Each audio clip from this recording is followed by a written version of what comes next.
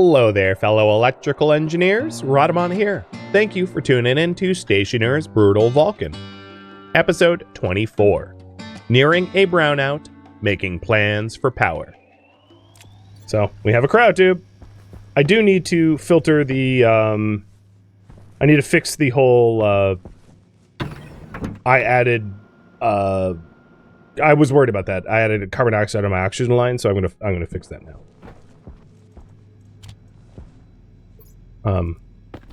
So it shouldn't be directly connected, in other words, because it polluted the line. There should be a separate oxygen supply. So, I'm going to separate out the two lines so that I can filter the oxygen from where it shouldn't be. I think to do that, I'm just going to make another...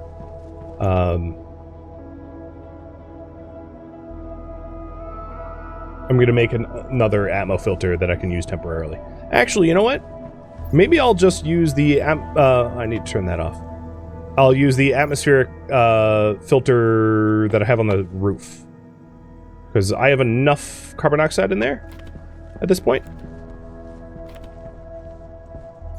Yeah. How much coolant do I have? 8 MPa. Yeah, 8's fine. If I want more later, I'll get more later. But I'm going to turn off the batch rider.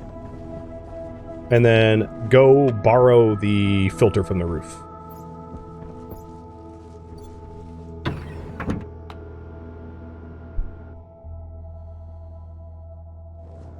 Unconscious status is normal for the tube?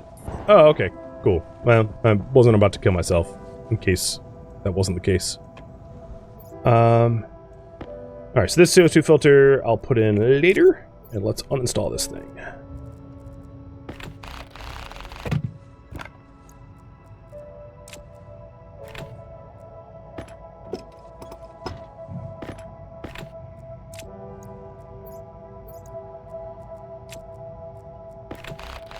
So I'll just leave it where it can just be, like, slotted in later.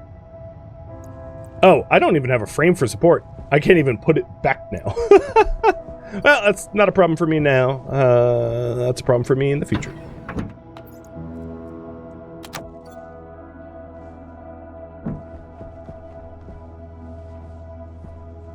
Alright, I'm going to turn off the back pressure. Probably no oxygen got into this sub-network.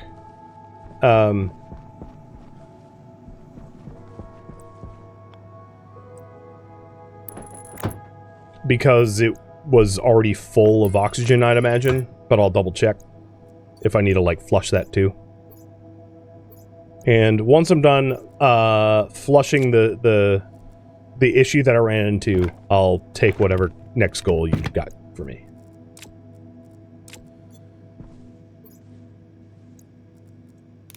So this is a CO2 filter. We're filtering the CO2 out of this network, which only has, like, drops of it, but still, I don't want it in there, because it shouldn't be. And then no CO2 bled into my tanks beyond the pressure filter, which stands to reason, because it was already full, so it wouldn't add more in. So, the filtered...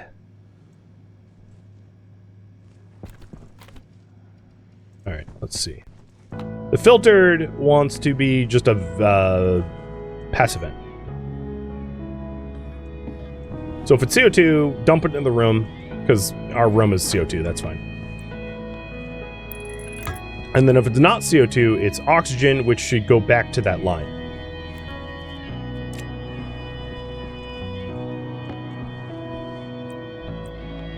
And then once all the oxygen is removed from the room, I'll delete this this filter. That's how annoying it is to get, like, a pollutant in your lines. It's really annoying.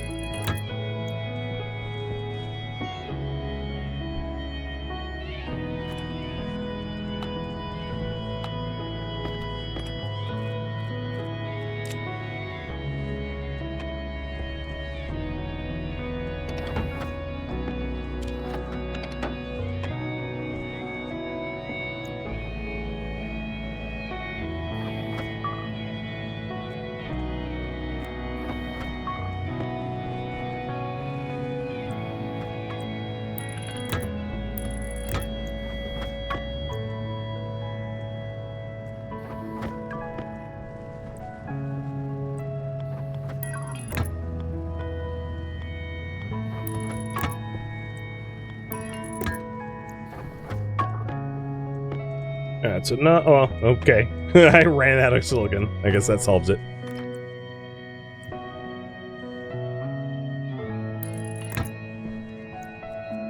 Alright. This should filter out the carbon dioxide. So essentially, it is a filter for carbon dioxide where the filtered dumps to the room and the unfiltered, which is only possibly O2, goes back into the loop. So it has a tiny bit of carbon dioxide in the system.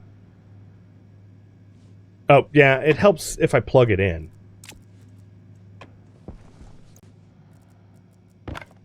Yes, I'll do that too. I should also check my ACs, because I've been tinkering with the cables, and I'm sure my air conditioning units have been... there's a potential for them to be reset. Which they haven't been. That's good. O2 filter's pretty low.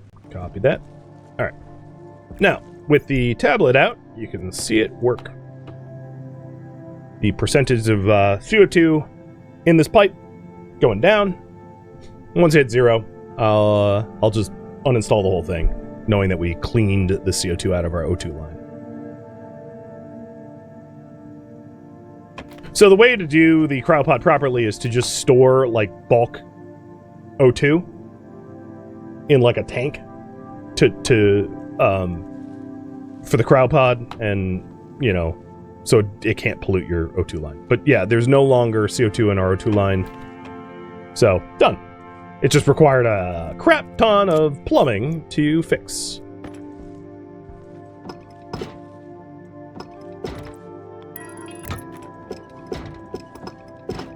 Lesson learned. I hadn't used cryopods in like years, so I forgot the finer details.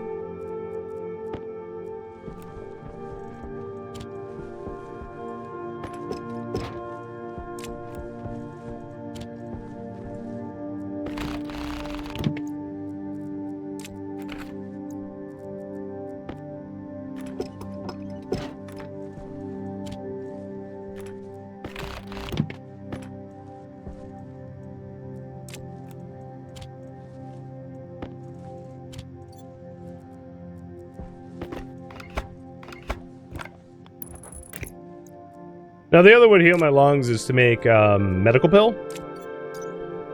which I could have made with the ferns I had. A medical pill is ferns, silver, and cobalt.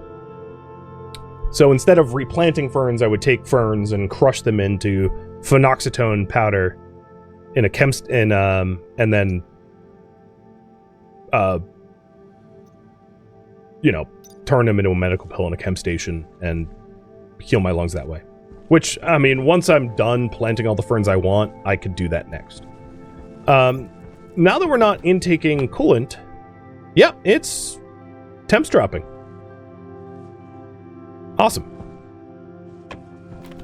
So now that I'm not intaking fresh CO2 for the farm and coolant for the coolant loop, the temperature of our coolant is actually going down, meaning that it's working. It took a while. Do storms damage cables? No, they do not. You guys want me to increase solar power and power storage? Copy that. I think that's wise, given that I wouldn't say close to a brownout, but like brownout risk. And now that there's no carbon dioxide in my O2 lines, I can turn that back on. Alright, so before I go out there, let's hydrate.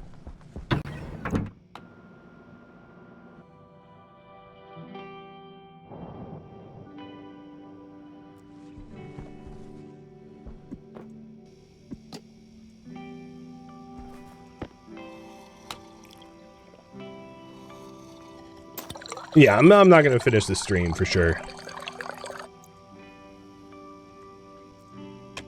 Mostly because I don't even have the requisite materials for this, which would be like steel. So I think the first part of this, I should have eaten something. I'm going to go back in there. The first part of this is to add more storage, because the amount of power I generate doesn't really matter if I have nowhere to put the power.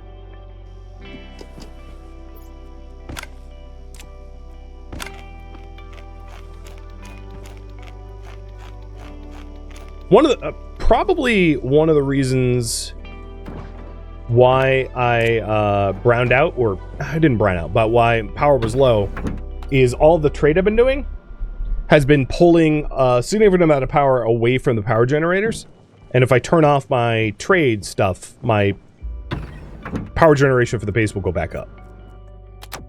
Because even just running this stuff is power hungry. So let's dismiss this dude, because I don't think there was anything.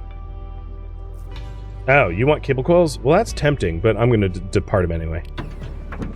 And then shut down our trade entirely until power is back to normal levels. I must say, he sounds like an ash storm. That was I had like a brief moment of, oh crap, and then realized, oh no, it's fine. All right, in order to make batteries, so let's raise our batteries up to 5 from 3.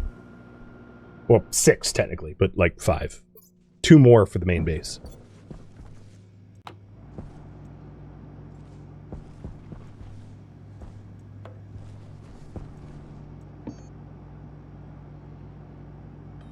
So, gold, copper, steel. And I have enough steel for one of the 2. So we're going to need make another batch of steel for the other one. I went through a lot of steel this stream.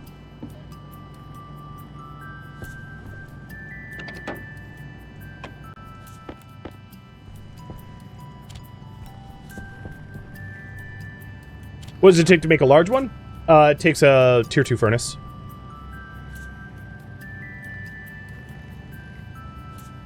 The station battery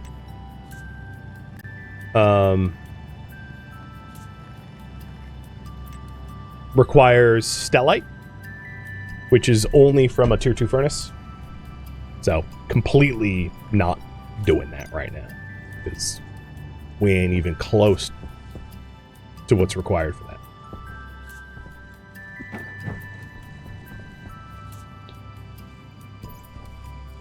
In order to conserve power while I work on this, we don't have any steam in the system. So what I could do is I can turn off my combustor and condensation chamber. That will save some power. I will need another aux filter soon. But yeah, oxygen is down to 40 Celsius, as is volatiles. So the coolant loops are working wonders right now. So I'll work on oops, that's not where I'll work on one battery right now. So the kit batteries, the smaller ones, need steel to be able to make them. Kit battery. Station battery. So 2 steel sheets. Do I have steel sheets already? I do. Okay, I don't need to print those.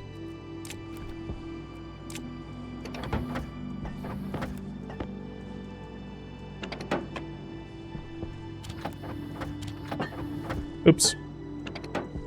So let's install this thing and then figure out what we need to wire it up. And then we're also going to want to make another batch of steel, which is a whole different matter.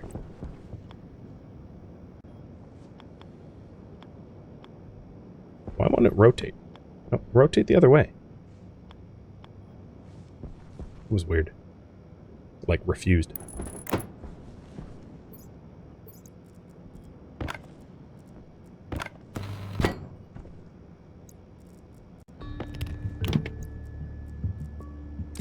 So I don't really need to wire this up immediately, because, like, I'm not generating enough power for it to matter. But obviously I can fit comfortably 2 more batteries in this configuration before I need to scale up somehow else. So let's hook up this first battery, and for that it's what, like 1 heavy watt cable? It's like nothing to do. Yeah, single heavy watt. I think I already have that in storage in the base, so it's that'll be easy.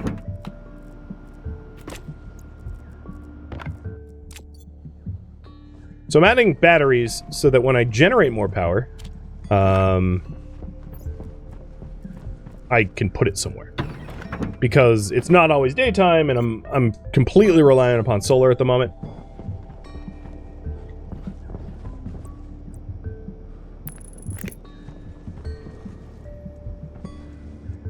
There we go.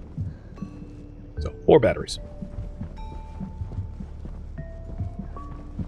Instead of making a mega batch of steel, I'm gonna do a smaller one.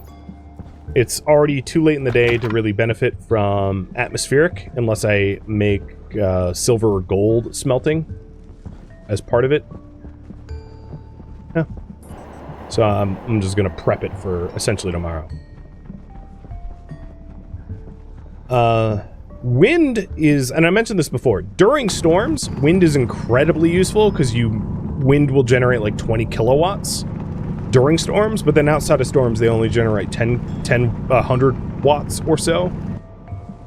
I'm like rounding, but so you could install like wind arrays, but I wouldn't advise it as a main method to produce power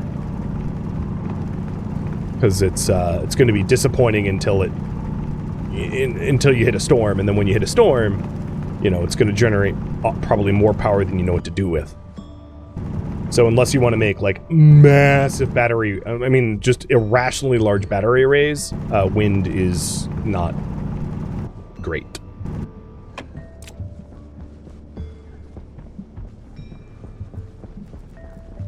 You know, if I'm going to grab a little bit of silver and try to smelt today by using the off-gassed silver. Cheers.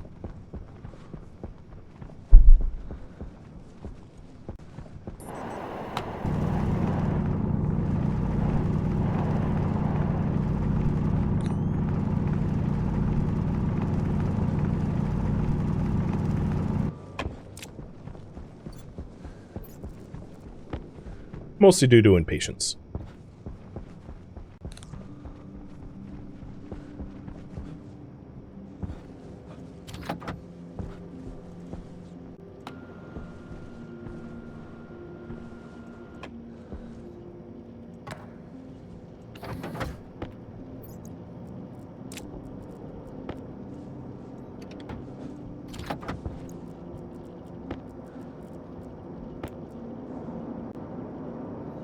You like wind because it works at night? Yeah, it wouldn't be bad. Wind was on the poles. I'm just not building something that wasn't on the poles.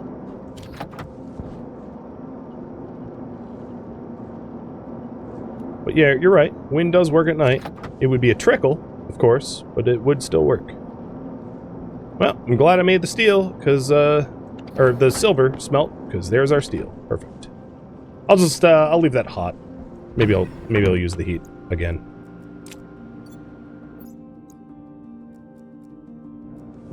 Now, I think what I'll do is I will, even though you guys didn't ask for this, I will create one wind turbine, and that is because it's so cheap to make, and if there is a storm, it's so effective that it's, in my opinion, worth it to have one. At the very least. So I'll do that much, because it's so easy to do. So that will be... That's what I'll do after the battery, and then for next stream I'll pick up by adding solar, because that would be the second half of the priority that I didn't get to, if this is to continue.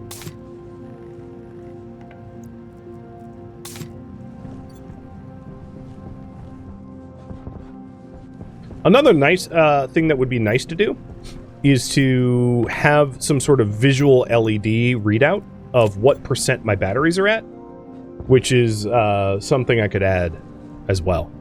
So I could see that my batteries are like 40%, 20%, so on and so forth, giving me a little bit of a heads up, rather than me having to just like stare at all the batteries and then try to calculate it in my head, like what rough % it is, etc.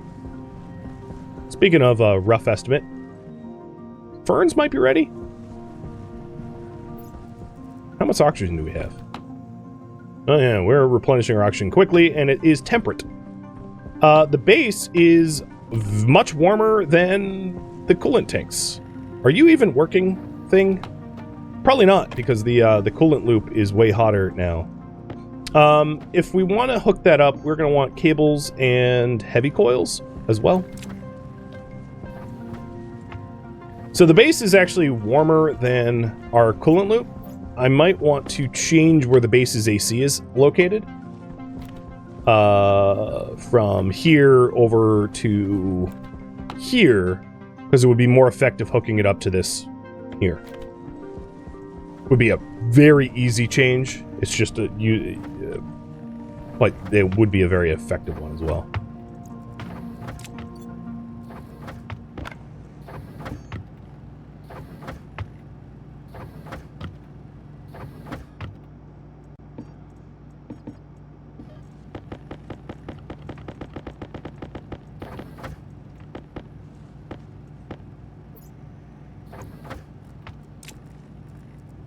Because the base is struggling to cool down because the coolant is too hot.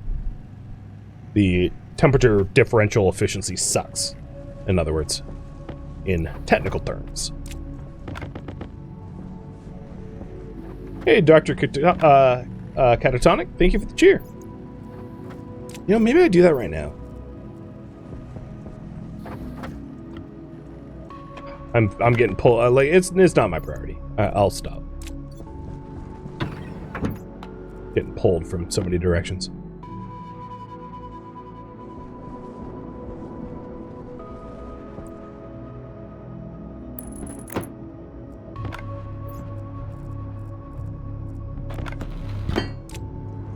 But being able to identify like little quality of life improvements that are like cheap and quick, very handy.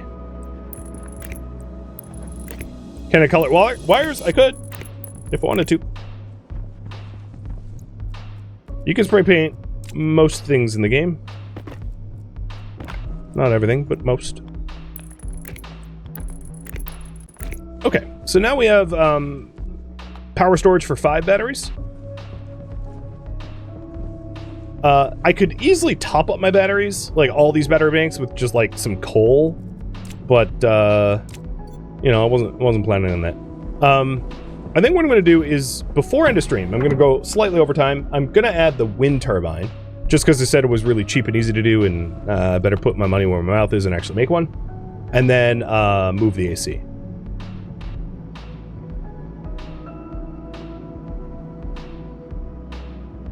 I want a regular wind turbine, so we're going to grab Electrum.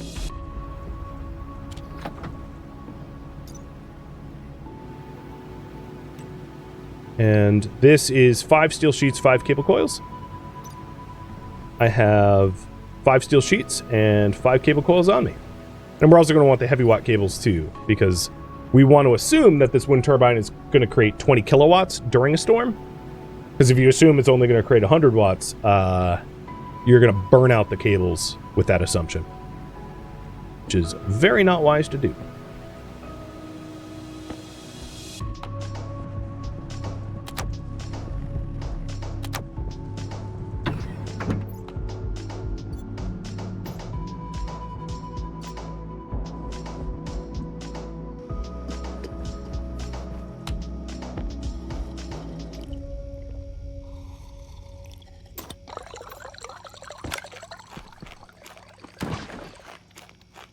Another nice heads-up display would be just the volume of water I have available to me, so that it's not like a, hey, look, I'm out of water, shock every time that happens. There's a lot of, like, sort of HUD-type stuff to add in that would be quality of life improvements. Like a heads-up display of the temperature and pressure of the farm, the heads-up display of how much water I have, of battery percentage. And I can add that. Let me add that to the poll.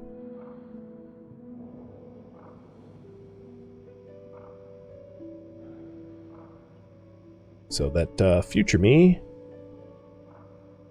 will know to do that, to pull on that. Okay, so here's our wind turbine. I'm probably going to want like a frame or two to put underneath it.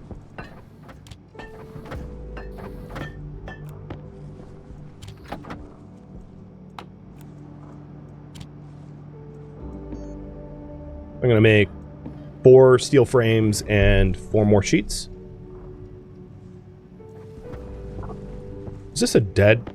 No, it's not a dead filter.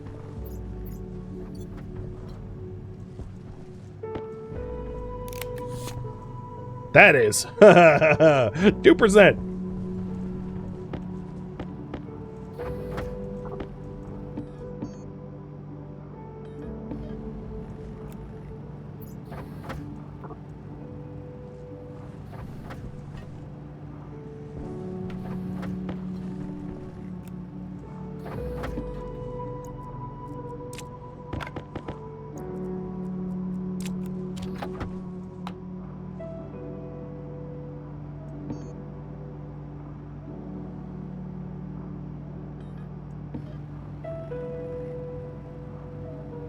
Also, maybe like an alarm system for the filters. You know, once we have more power generation, there's a lot of visual heads up type stuff that we can add in that would allow for us to have a monitored system so that we don't hit fail points as quickly. Bye, filter. Oh yeah, look at these batteries. I might even need to go just tap into some coal, because we are damn near browned out.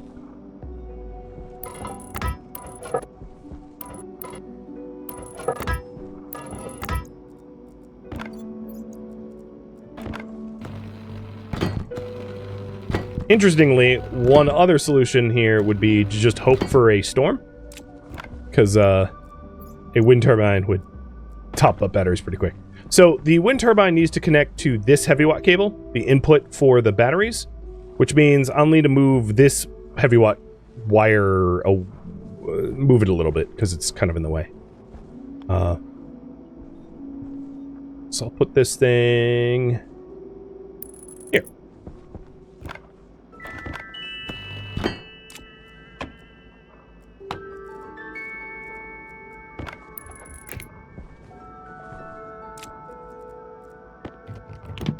There we go. Wind turbine's up.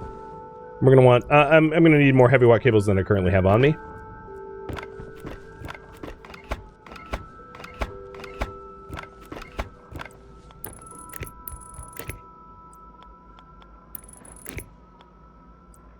And just rewiring this so it's not in the way.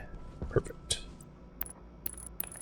So again, I'm assuming that this wind turbine is going to be churning out 20 kilowatts rather than 100 watts, so that I don't end up with any burnouts. So we need like 5 more heavy watt cables or 6 more heavy watt cables to really hook that up.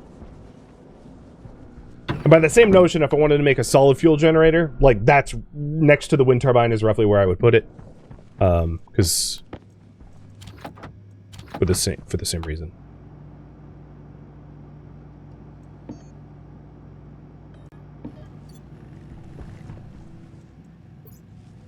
What would we want to monitor? The greenhouse's CO2 percentage and temperature, the amount of water that we have, the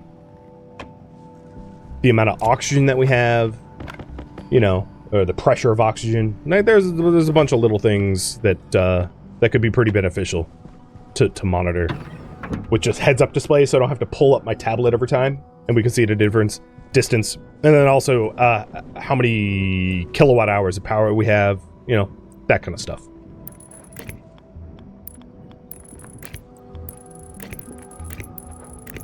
There we go. So the turbine is connected. And this is going to be generating like 100, 150 watts normally. And then during storms, it will be a lot higher.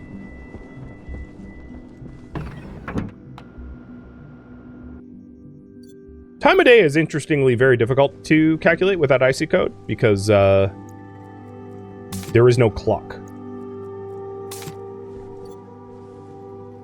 The last thing I said that I wanted to do is to move the AC system, because this is super inefficient because it's using our waste dump And the waste dump sucks. And this change will significantly drop the temperature of the base, so it's a tiny thing to do and really super effective as well. I'm just going to quickly do that.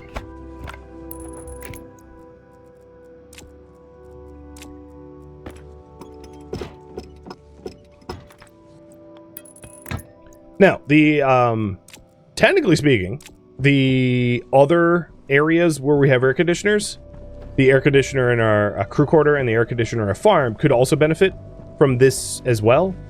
But the temperatures in there aren't like broken as a result of,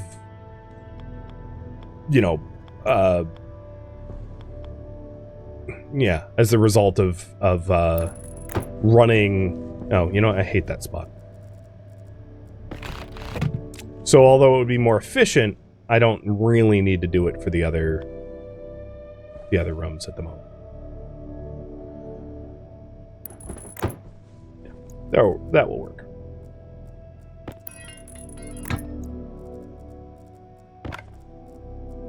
And with this, we should see the temperature in this base drop pretty dramatically, pretty quickly.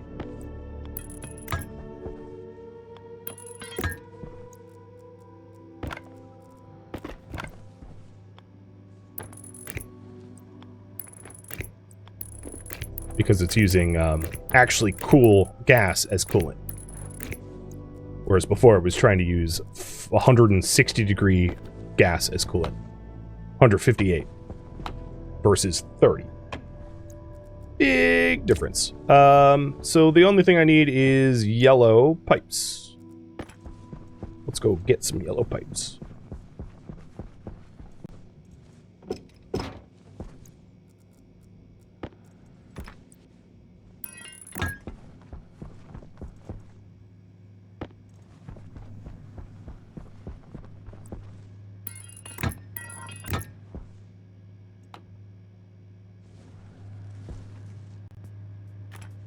Done. No, that's all it took. And this will, this given, time, it's already dropped the base temperature by a degree. But you can see the difference here. The pressure efficiency is not great because the base isn't all that pressurized. It's thin carbon dioxide, but the temperature differential is immense. So if I want to pressurize the base a little bit more, closer to 100 kPa, the air conditioner will start working better. Which I'm doing now.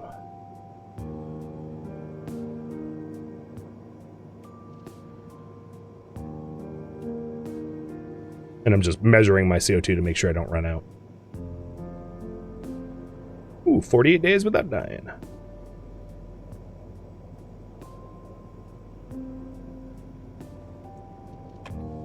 That'll be enough, because I want to reserve some CO2 for the farm, because the farm is going to depressurize too. So we'll start, we can look at the efficiency here. Higher, much higher. In fact, it's already 32 Celsius in the base. Like, that happened quick, because I flooded it with temperature-treated CO2. So, exactly as I intended. And the new CO2 that we're pulling up from our waste tank is getting cooled down pretty quick too. Why is the other coolant so hot? Because it's just atmosphere coolant. It's just outdoor coolant. So it's hot because it can never get colder than 126, and it's always going to be warmer than 126 Celsius because we dump heat into it from a bunch of different heat generating sources. But we didn't super pressurize the base. We raised it from like 20 kPa to 44. It's better. It's not great, but it's better. But that allows our air conditioner to work a lot more efficiently, and we've already had the temperature. As you can see, the temperature right around here. Ideally, you'd want your air conditioner or the vents for your air conditioner to be in the middle of the base or something like that, because having the intake and the output be like next to one another is not that efficient. But as you can see, even in the farthest corner of the base, it's 33 Celsius, so it's a lot better than it was. Okay. I think I am just about ready to wrap this up. The last thing I want to do is to check on the farm. Because it's pretty quick and easy, and we are growing towards seeding. Some of the ferns are poor, but none of them are seeds yet. Got it. And the farm itself could use a little bit more pressure, because it did just drop below the...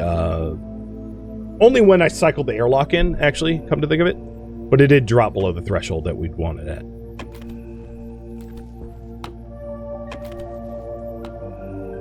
I don't think I have any more CO2 to even push into the farm at the moment.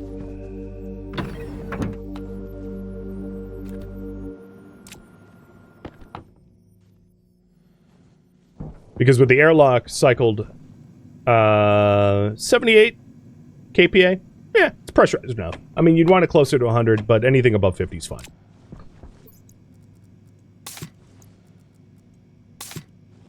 All right, gonna hydrate, eat, and wrap it up. Oh, you're wondering about water? I probably have, I'm gonna guess 3 liters of water. Yep, 3.8.